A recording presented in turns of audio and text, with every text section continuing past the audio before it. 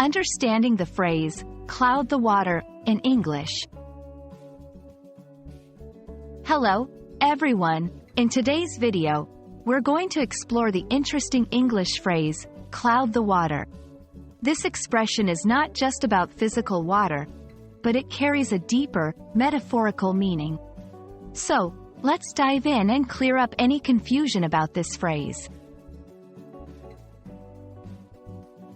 Firstly, let's understand the literal meaning of cloud the water.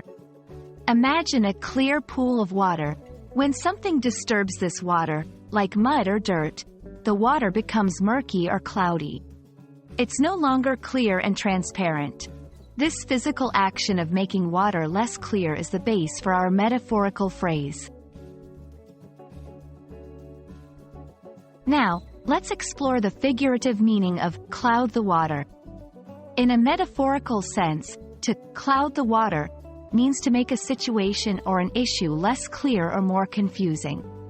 It's often used when someone introduces unrelated issues or emotions, which makes it harder to understand the main point or to reach a conclusion.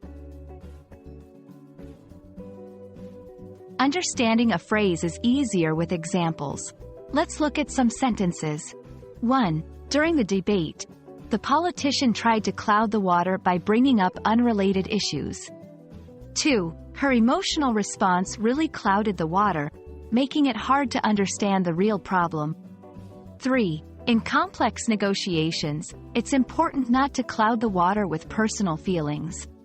Notice how the phrase is used in different contexts, all implying the addition of confusion or complexity to a situation.